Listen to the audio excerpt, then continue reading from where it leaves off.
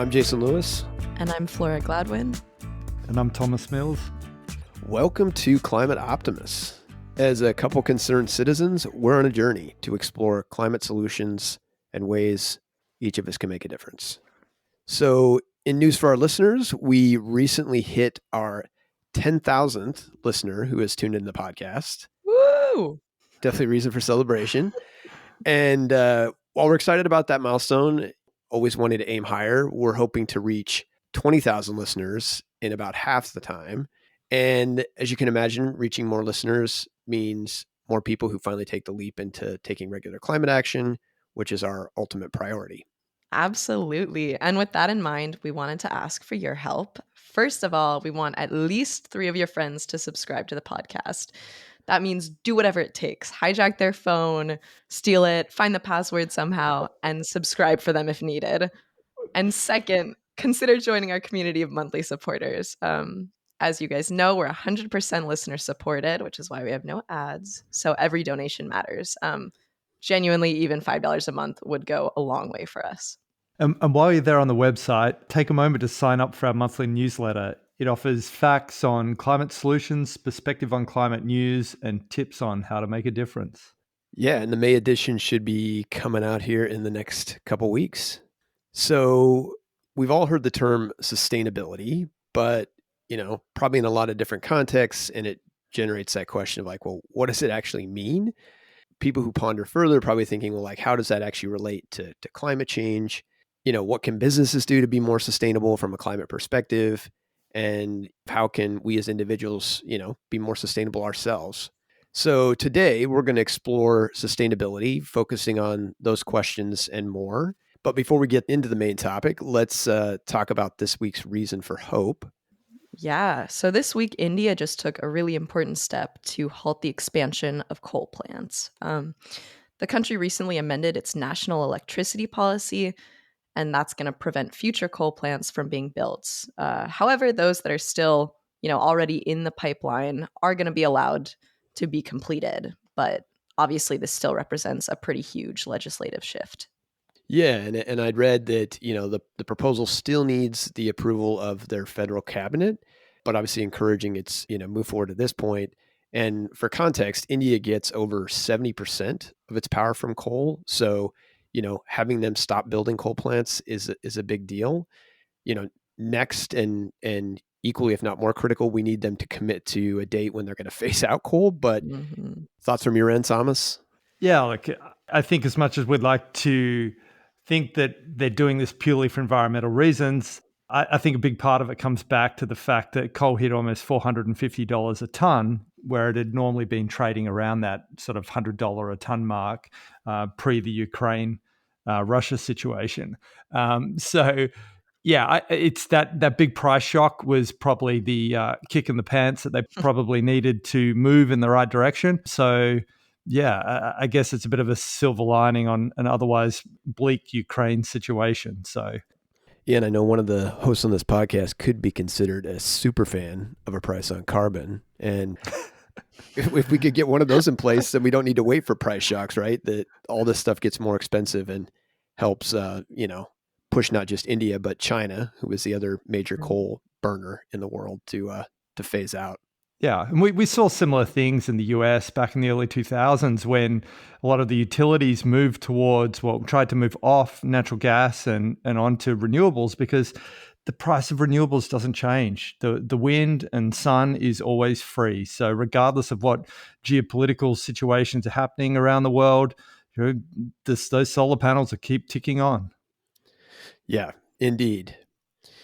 Well, moving to our guest this week, Kate Gaertner is the founder and CEO of Triple Win Advisory, a sustainability consultancy that helps businesses develop, circular business models and walk their own path of positive environmental and social change. Prior to Triple Win, Kate held digital marketing management positions at XM Satellite Radio, Ziff Davis Media, and Time Inc. She also founded a sustainable women's activewear lifestyle brand called Omala and was an adjunct professor at the Fashion Institute of Technology in New York. She's putting my resume to shame. She writes pieces for outlets including Forbes and Fast Company, and is also the author of Planting a Seed, 3 Steps to Sustainable Living.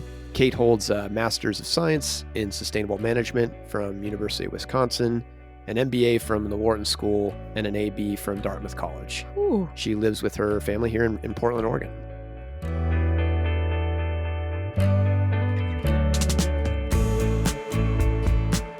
Kate, welcome to Climate Optimists. Hi, Jason. Nice to be here today. So let's start you off with a question we do all our guests. When it comes to efforts to address climate change, what makes you hopeful? I saw, I saw that question. I think there's a couple ways to answer this. Maybe the qualitative way, which is I do believe that we have to remain hopeful. Climate change is a man-made phenomenon, right? And so I think we do have the ability to reverse course and make changes so that we could sustain the Earth systems that we depend on for our health and happiness, right? Our health, wealth, and happiness.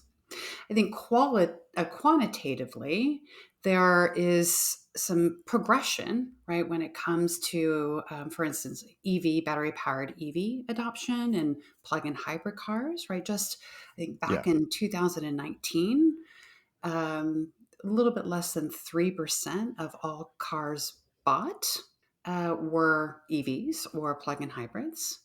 That number has jumped to 13% globally in Which is great. 2022. Then we talk about sort of the electrification of everything.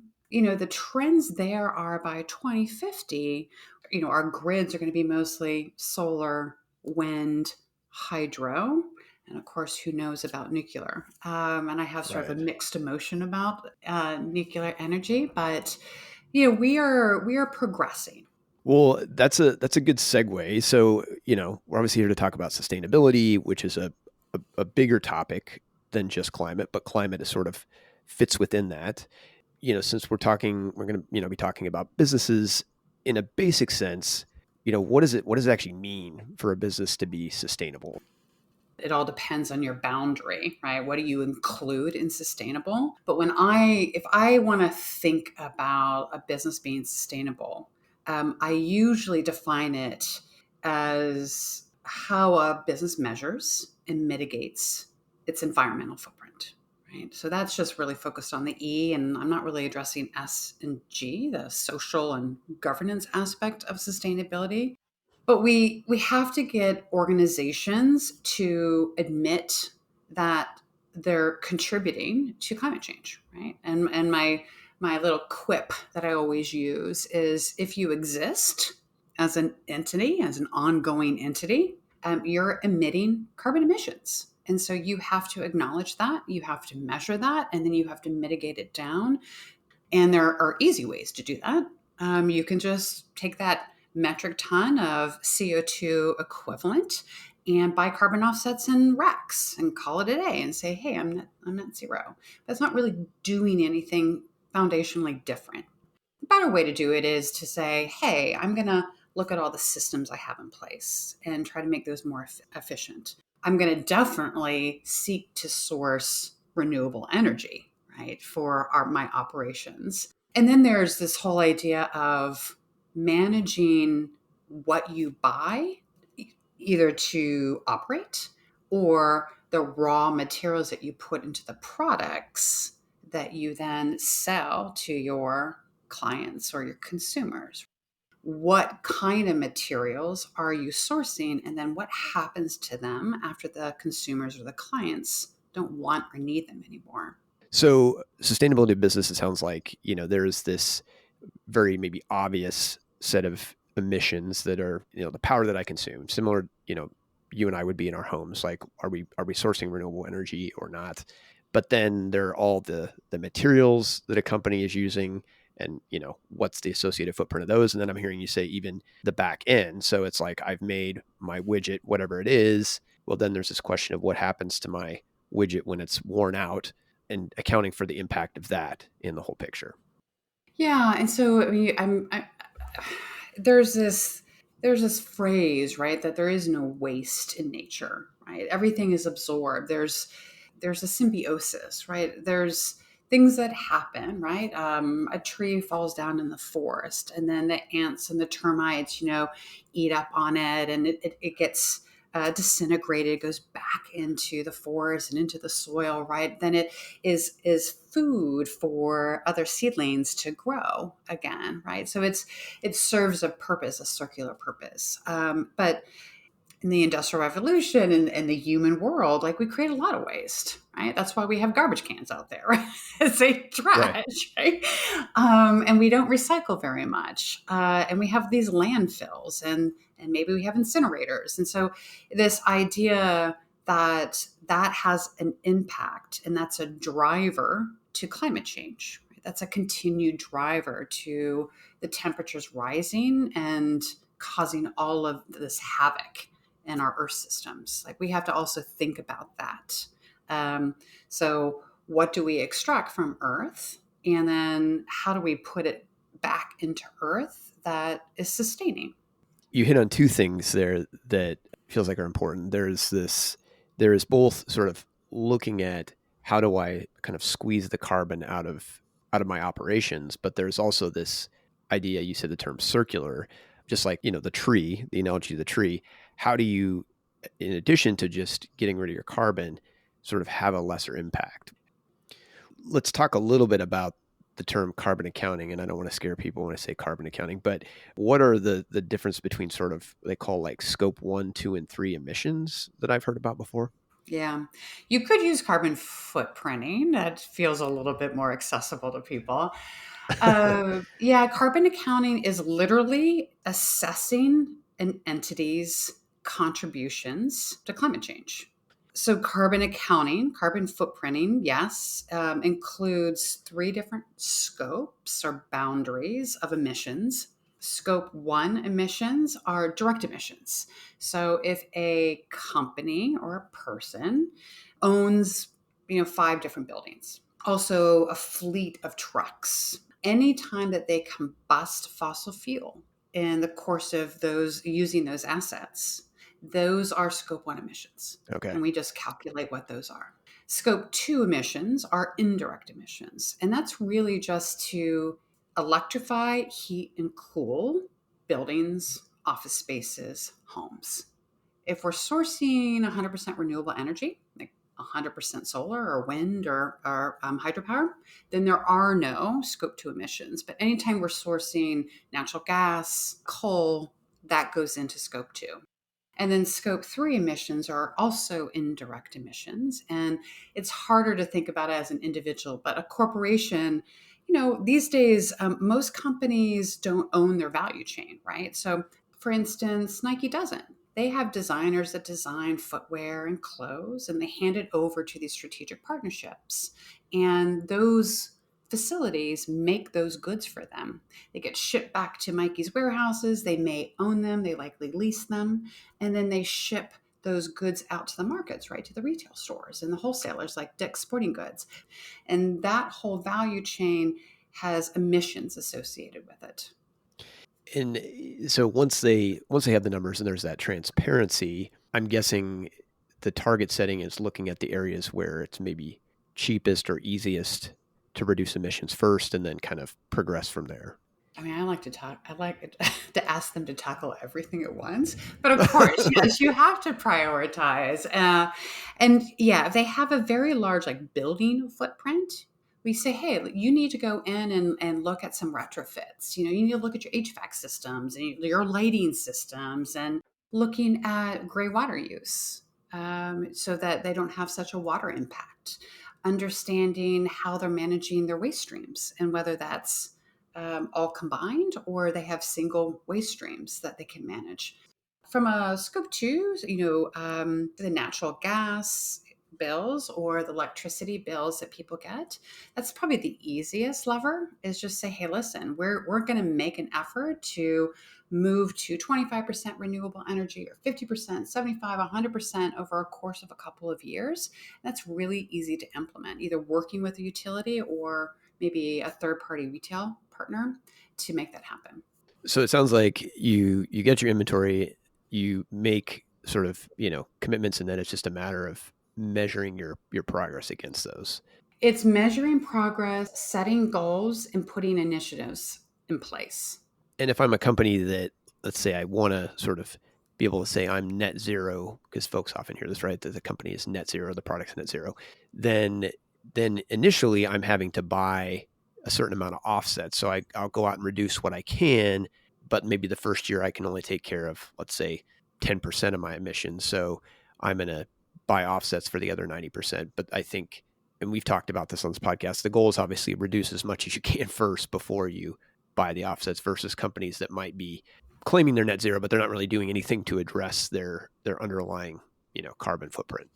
Yeah, I work with a lot of companies that are just starting their first inventories and they get all excited and they want to be net zero. And typically, when you hear net zero, it's on scope 1 and 2, right? It's not often including scope 3 emissions. And so they often just go the route, that first route, which is buy 100% carbon offsets and RECs. But more, And a I have rec being a a renewable energy certificate. It's a way to offset your scope 2 emissions. But yeah, I mean, I talk to them and say, hey, listen, it's okay. You've done a carbon inventory. You definitely want to get to net zero on your scope 1 and 2. Let's set a date in the future, and then let's talk about the paths to get there. So, two questions, or a two-part question, as we're talking about this. One, are there large businesses out there that are kind of leaders when it comes to climate? And are there ways, I'm thinking for folks that are consumers, to be able to parse through it, right? To be, confident that if they're buying a product, that it's coming from a company that's making a difference versus one who isn't. Because it seems like there's a lot of sort of marketing of being green, but that doesn't necessarily get at the fact that some companies are doing much more than others. So to answer your first question, there's a couple companies. I think we all know Patagonia, right, and REI, but like Danone, a huge French conglomerate. They're doing a lot around recycling their water bottles in a legitimate way, and then reusing those plastic bottles, and then supporting water security across the globe. L'Oreal, again, another European based company that has a global footprint, they're really trying to tackle in small, medium, and large ways the packaging around their personal care products. And then seventh generation, and there's a lot of them like this, Method, and there's a couple others out there. They're really focused on ethical ingredients, clean ingredients, and then their packaging being really environmentally sound. In terms of your second question, and how do like consumers parse out what's real and what's deep and what's not, right? Right. It's harder. I think you have to be educated. You have to read labels. I mean, it's really hard. Like right now, we don't have the ability often to go into grocery stores or go into retail shops and be told, okay, these are 6 different deodorants, right? Or 6 different milks. And we can tell you right away that this milk or this deodorant is the most green and the least impactful to the environment, and this one's the most. We don't have that capability. It's really hard. You know how they say Bucks water is better? Definitely seen that. Yeah, it's not better. It's not better for the environment. Now, everyone thinks it's better because there's in a box, maybe in association to paper, but it's lined with plastic. And as soon as it gets lined, as soon as paper gets lined with plastic, you cannot recycle that. Right now, we can recycle plastic #1 PET bottles.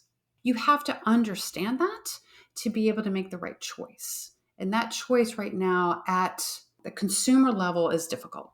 So it's not easy. Yeah, you're not going to give us a magical decoder, it sounds like, to be to be able to do that. But I wonder, at some point, do you see, if companies were all doing their carbon accounting, they all had their inventory, could you foresee a way where maybe down the road you could have a score? I do. I think we're going in that direction. I mean, right now, if you are a supplier into Walmart, you are basically required within a year to calculate your carbon footprint and give them details on, how much PCR, again, post consumer recycling material you put into your packaging, into your product, all these different details. And it goes into a database called Project Gigaton. Companies like Sephora and Target, they're also doing this. So there's these requirements on their product suppliers to do more than just lay claim to, hey, we've got ethical ingredients in here, or we have, we use sustainable packaging. They have to actually prove it with quantitative data. Otherwise, at some point, and probably even now, there's going to be brands out there that can't get into Walmart or can't get into Target or can't get into Sephora because they're not doing anything sustainable. And so it's a weeding out mechanism. The next step really is, I think that there's going to be, who knows, but this is my crystal ball. I would love to go into a Target down any aisle and have these icons where it says, hey, this is best to worst from an environmental footprint standpoint. This is best to worst on a human rights perspective. That's going to make it easier for consumer to make a decision on what to purchase. And I Right. do think that consumers out there want to purchase more sustainable products than less. So in the future, sounds like we could have something very positive, which are sort of these, visual indicators that if I'm in a store, I can quickly glance and say, oh, well, I was looking at these three. This one has far and away the best environmental footprint. So boom, I buy that, which is a good segue to my last question, which is, how can, we as individuals push more businesses to become leaders in sustainability? I mean, do all of that, right? I mean, put pressure on them. Call them out when they're lying to you. I do really believe that sustainability is value creating. It might require some significant upfront financial investment, but ultimately, if you keep on pursuing it and you're diligent and committed, it will bring value to your organization because you'll be able to adapt faster. You'll be able to put in efficient systems. You will be more resilient. So I think I always pursue corporate sustainability as value creating.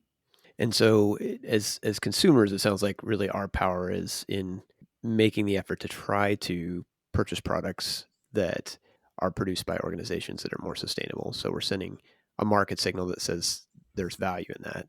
And then in addition, to the extent that we can, putting pressure on companies who aren't stepping up. And then there's sort of the sustainability side of our personal lives. Yeah, I would say know where your highest impact categories are, right? And for most of us, it's how we commute on a daily basis. And I know we're getting back to commuting, even though we haven't been doing it for a couple of years. How often we travel via air flight. What kind of energy do we source? And that's really in our direct influence. Like we have ways now, multiple different ways to source more renewable energy. And then food, how we eat. I mean, that's probably about 75% of our carbon footprint as an individual. And yes, we need to be more mindful of how much we consume and what types of things we consume. But that's hard because it's disparate information out there for people. You have to be really diligent about what kind of materials you're consuming.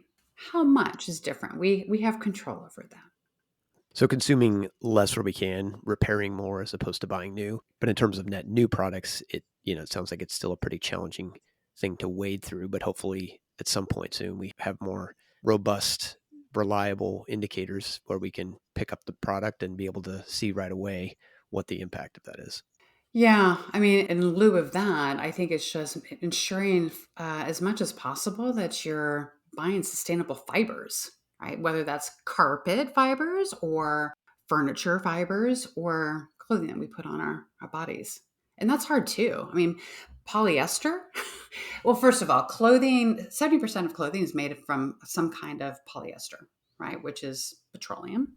But then, of course, the polyester has all these different names, and so it's very obfuscating, right, for a consumer to know what is polyester versus what's more of a natural fiber. That's Right. done on purpose, by the way. Oh, I can believe it. I think it's hard for consumers unless you educate yourself. Right. So maybe the challenge, maybe the take home homework, in addition to just focusing on, consuming a little bit less and trying to be mindful, is to go get educated if there's an area that we're interested in, so that we can be more, intelligent consumers at the end of the day. I think there's a great power in knowledge. Well, Kate, I know we probably just kind of touched the tip of the iceberg when it comes to sustainability, but I feel like I know enough now to be dangerous. Thanks for taking the time to come in and talk with us here and share your knowledge and for all the work you're doing, helping organizations, march down that path of sustainability. Thank you, Jason. I think you know way more than you admit. But it was great to have a conversation with you on a broad set of topics.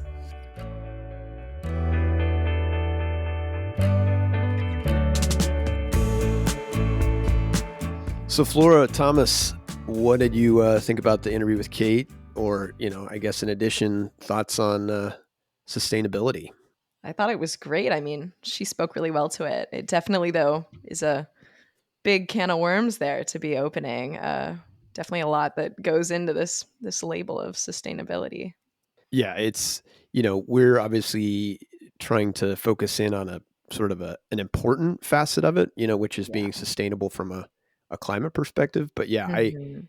in having her talk with us and obviously doing, our own research, just started to appreciate how many different, if you had like a list of all the things that sort of fall under sustainability and being sustainable, I mean, there's a lot, right? I mean, you've got water, you've got land use, raw materials, all this stuff that extends well beyond the climate side. Yeah, absolutely. I feel like when I was doing research for this episode, I kept stumbling across cases where we saw just like really aggressive greenwashing. I mean, places would even use the word sustainable and then couldn't back that up in any way. I mean, think it's definitely used as like a nothing word by a lot of these businesses. Um, and yeah, it's interesting where, in America, we don't have any real huge legislation that's kind of protecting consumers from this. But there have been a lot of cases where companies will get sued or brought to court because of kind of false sustainability claims. That includes one of the examples that I read about was about Kroger, and they had sunscreen that was, declared reef safe. And that company, as well as several others, were getting into legal trouble because they were getting sued for these like false claims. In other words, it wasn't really reef safe. No, it didn't include one chemical that hurts reefs, but that, the other ones were still bad. So it's nice to know that they can kind of be individually brought to court, but it would be great as a consumer to feel better on a bigger scale. I know I tried to put pressure on Kate to give us some easy way to determine whether a product's sustainable. It's clearly something that's missing. And like all things environmental, I'm sure Europe will figure out a solution before we do here in the US. But I think, yeah, I mean, we really need it, right? Because how are consumers supposed to wade through, all the marketing garbage that gets put out there?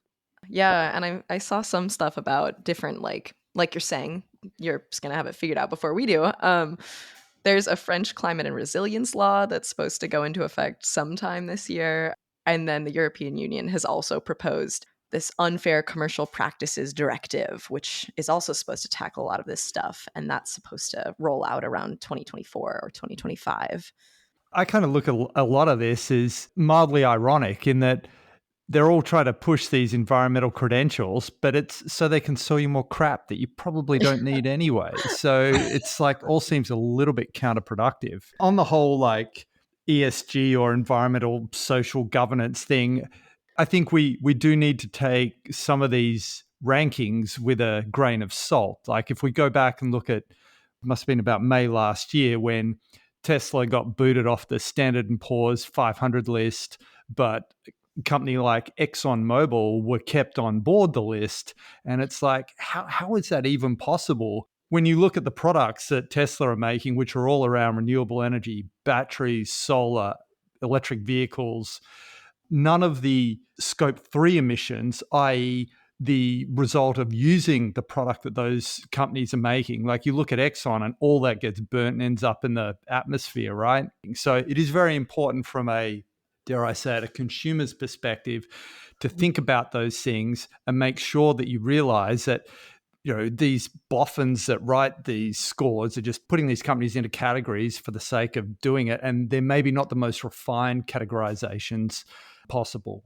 There's a lot of different ranking lists out there, but devil's in the details in terms of what are they using to rank the companies as sustainable or green or carbon friendly. Our goal is obviously to help equip our listeners so that they can become better consumers. And I don't know, I was thinking of, sustainability in sort of a very generic example, and we'll see if this analogy is helpful, but the idea of a plastic water bottle. Clearly, a single-use water bottle is the worst. Now, a step better is having a water bottle that you can recycle at the end that doesn't end up in the ocean. But that's really still just kind of incremental. Ideally, you would have, a water bottle that's reusable and you could use it hundreds of times. And then, I was thinking the ultimate in sustainable would be you have your water bottle made of recycled products, right? So it's not even contributing to extraction of new materials, and that same water bottle is, you can, when it is all beat up, toss it in and it gets recycled to make a new one. So Yeah, I think Kate's point where we need to move from this whole, cradle to grave mentality to cradle to cradle is just so important. And along those lines of the water bottles, like I take this case in Europe where you go to a vending machine to get a drink out of a vending machine, be it water, be it apple juice, be it Coca-Cola or anything, and it comes out in a bottle that's evidently been through that cycle many times before. And all they do is put it through a wash cycle, wash the thing out, recap it. Because as we've discussed on other episodes, like you only get so many chances to recycle plastic before those polymers have degraded to a point where it is very difficult to recycle them. So making sure that we minimize the amount of product waste we create in the first place is just a very important step, because there's a lot of energy that goes into not just the creation of virgin materials, but also in that recycling process. yeah, and Kate did a nice job of kind of talking about the front end and the back end, right? When we're thinking carbon emissions, we think a lot about a company and their operations. Just as critical is, are they designing a product that can use materials that are already out there that we don't have to extract? And then is that product, when it is at its end of life, is it something that you can easily disassemble and refurbish, or do you have to melt it all down to, create new materials? Yeah, I feel like I've seen some initiatives for stuff like this. I know in terms of like fast fashion, I feel like I've seen some companies that, definitely some shoe companies that maybe have actually done that, but then stuff more recently with like jean material, where you're meant to bring back whatever you've been wearing when you're done with it, and the company's going to take care of it for you. And I do feel like there's going to be a really interesting moving forward balance between getting those initiatives rolling, but then also having consumers go for it. I think that social component is something that we haven't, I don't know, I guess it's more our ask of our listeners. Yeah, you're right. We almost need to market the sustainability component for consumers so that people are more encouraged to do it, right? I mean, Yeah. so we talk on this, podcast a lot about regulating carbon emissions, and that is essential. But I think it is worth pointing out two other solutions that have, big potential benefit. One of those is called extended producer responsibility, or EPR, and that's basically governments making companies accountable for their products at end of life. So this is saying to big companies, hey, whatever your widget is, right? Whether it's a refrigerator or cell phone, you got to be responsible for that at its end of life. And that obviously, creates a lot of benefits. Naturally, the EU and the UK are further along. They're already, EPR has been around for a long time, but there's now 4 states in the US that have passed laws. The other regulatory solution that's worth highlighting is what's called right to repair. And, take the cell phone example, because I'm sure we've all been there with our cell phone or electronics. And it's making sure that parts are readily available, right? And that you can take it to a local repair shop. Because let's be honest, we all know these companies are trying to get us to buy more of their new stuff. And so making sure that consumers have options to go and get repaired devices, I mean, huge impact or potential impact on carbon emissions. I think along those lines too, Lewis, we need to be looking at more durability requirements for the manufacturing of goods so that there is that ability to repair them, not just the right to do it, but so that the goods are designed so that they have an extended life should you choose to maintain the, I guess, wear components of them. Well, that's the good segue into the question we always ask, which is what can we do? And we've got two options this week. Yeah, the first one is in the European Union, where right to repair legislation has already been passed. We want to ask our listeners to ask representatives to both expand and strengthen pre existing legislation. And then in the US, where right to repair has found some statewide footing, like in New York, where they're actually tackling some of that kind of device right to repair, we want to have our listeners ask representatives to support statewide or national right to repair legislation. I mean, it would be a huge win for both the climate and definitely also for consumers. You know, the other item we're going to offer up this week or encourage folks to do is just to become a more sustainable consumer by think about repairing stuff before you buy new. If you're going to buy something new, try to look for something that's been refurbished, right? As opposed to brand new off the shelf. As Thomas said, buy something that's durable, and then ideally find brands that have strong climate commitments to buy from, because supporting them supports, the work they're doing to become more sustainable. Well, that's it for this week's episode. Thanks as always for tuning in. Come back on May 23rd when we'll be dropping our next episode. Climate Optimists is made possible by Climate Stewards Collective. You can find us on the web at climateoptimist.co. And don't forget to follow us on social at Climate Optimist Podcast.